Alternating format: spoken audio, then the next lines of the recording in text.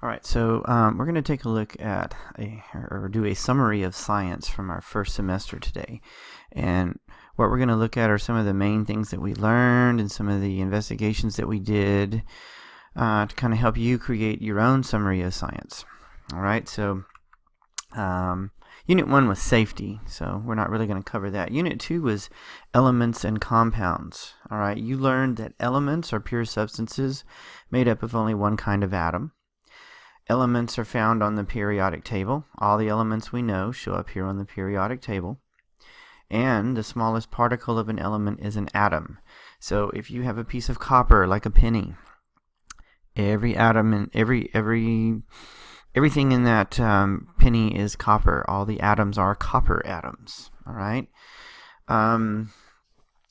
You also learned about compounds. All right. Compounds are pure substances made of two or more elements that are chemically combined.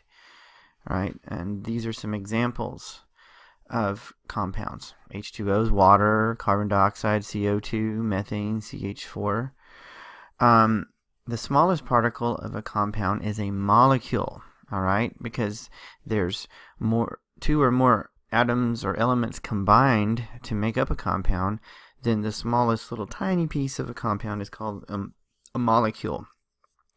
And compounds can only be separated into their elements by chemical reactions. Okay, you can break water into hydrogen and oxygen. It takes a lot of energy, but you can do that, and it's in a chemical reaction. All right, so how do you tell an element from a compound? By looking at its symbol. Okay, here's some symbols of some elements and compounds. How do we know which one of those is an element, and how do we know which one's a compound? All right. If it has one capital letter, it's an element. All right, so which ones in here have only one capital letter? Well, that's got two. This one's got one, so that's an element. That's actually silicon. This one, He, that is only one capital letter. That's helium. All right, these two are tricky though. Look, two capital letters, C and O. That's carbon and oxygen together. That's called carbon monoxide. That's a compound. This is probably the trickiest one.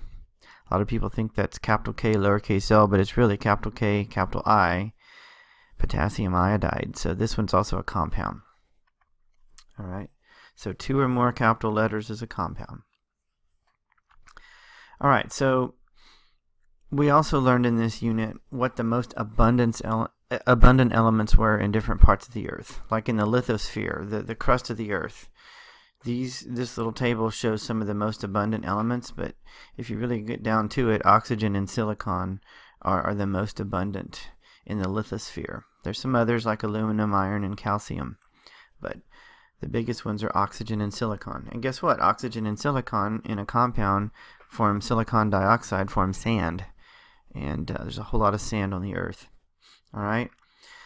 In the atmosphere, everybody thinks oxygen's the biggest thing in there, but nope. Actually, it's nitrogen. 78% of the atmosphere is nitrogen. Only 21% is oxygen. All right. In the hydrosphere, the Earth's water. Well, what's water made up of? H2O. So obviously, there's a lot of oxygen and hydrogen. And there's a few other things. There's chlorine and sodium in the oceans because sodium chloride is salt. All right. And then in the biosphere, in living organisms, you're made up mostly of water, so you obviously have a lot of oxygen and hydrogen in you. But there's also carbon in you, a lot of carbon and some nitrogen. All right. All right. And then in Unit 3, we learned about minerals. What's a mineral?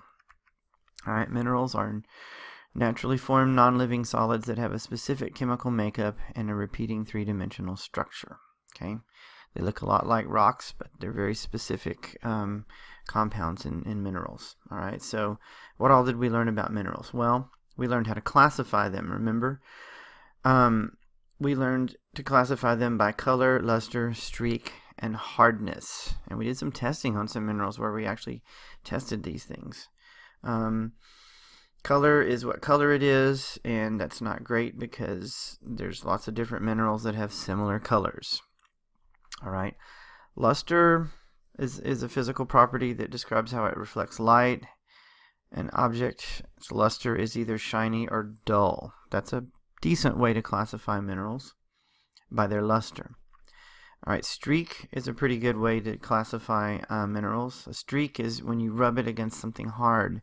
And remember, we did this with the tiles. We took different minerals and we rubbed them. And you can see some of them have a streak that is similar color, and some of them have different colored streak from the color of the mineral. All right.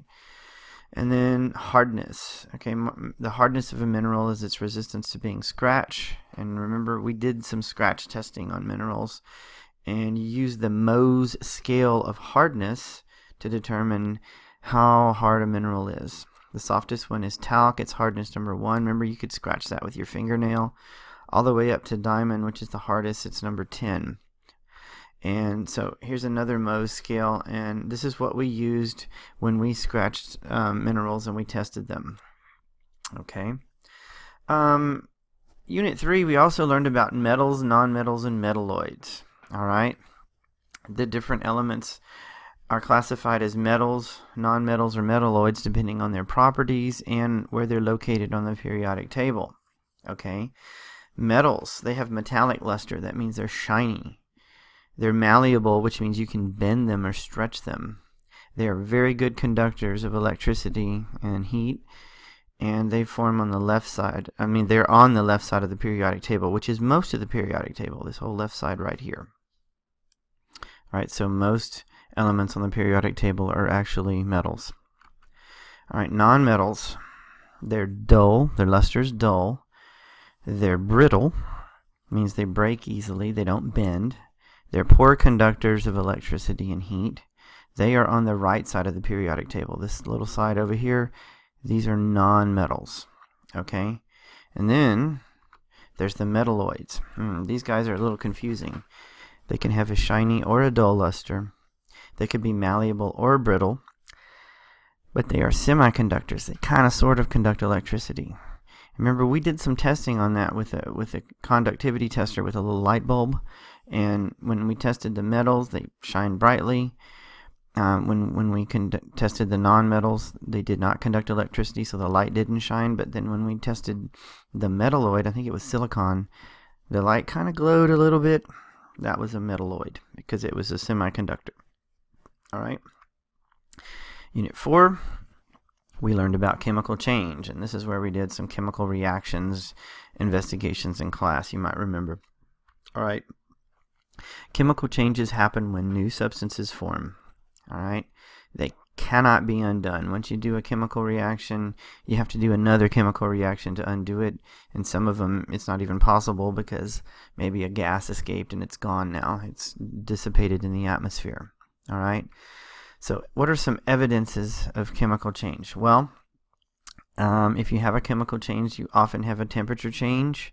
The substance either gets really hot or really cold. That's a good way to tell you've had a chemical change. We did some when we mixed baking soda and vinegar, and we noticed that the beaker got colder because it absorbed heat. So it's a chemical change because it was a temperature change. A color change is often a good indicator of a chemical change.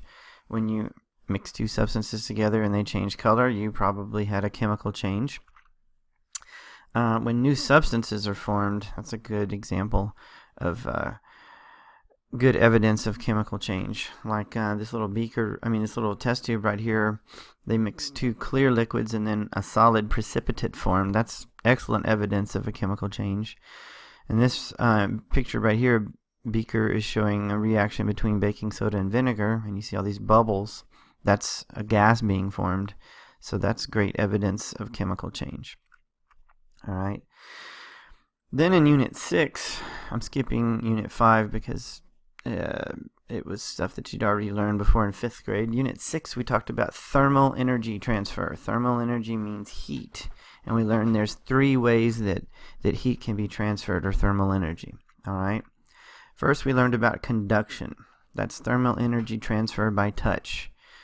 If something is touching something hot, then the thermal energy will travel through what's touching it. That's why I have this picture here of a whisk and a hot liquid in a pan that's on a stove. This whisk is eventually going to get hot. The handle will get hot enough to burn your hand if you leave it in the hot liquid, because conduction will carry the heat through this metal whisk. That's conduction, is heat transfer by touch. The molecules in this whisk will start moving faster because they are touching this warm liquid, and then they will bump into each other, and eventually all the molecules in the whisk will be bumping together and they will warm up. So that's conduction, is thermal energy transfer by touch. All right. Then there's convection, thermal energy transfer in a fluid. And I have a picture of a lava lamp because that's a great example of convection.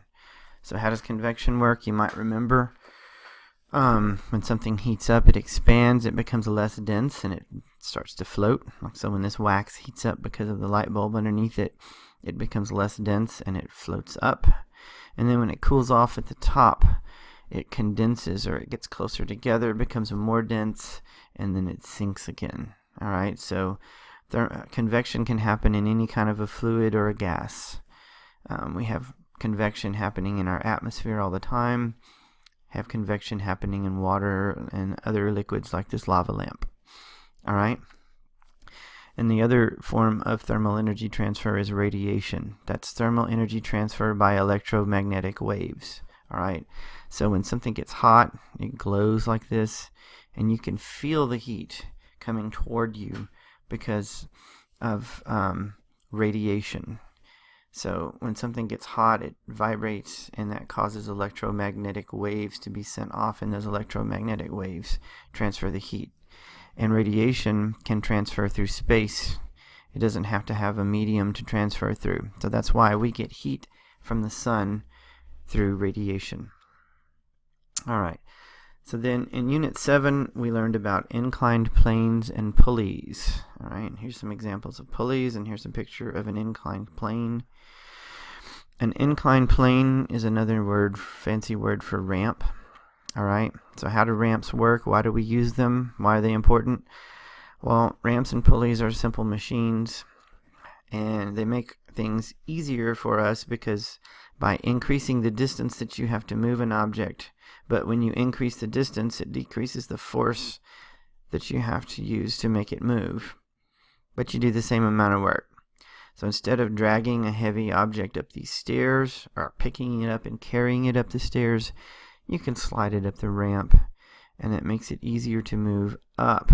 But you had to move it further, because instead of just picking it straight up and walking up the stairs with it, you had to come way out here and push it up. So the distance increased, but when you increase the distance, you decrease the force. So you do the same amount of work. All right. And for pulleys, pulleys make things easier for us because they can change the direction of force you have to put on something.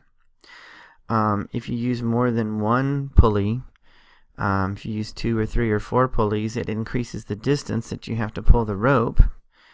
But just like a ramp, when you increase the distance, that decreases the amount of force that you have to use. And so you do the same amount of work. You might remember we went out to the greenhouse and we did a investigation with pulleys where we lifted buckets that had the same amount of mass in them, and with different amounts of pulleys, and you could see how it made it easier with more pulleys, but you had to pull the rope more. All right. So that was pretty much our first semester of science.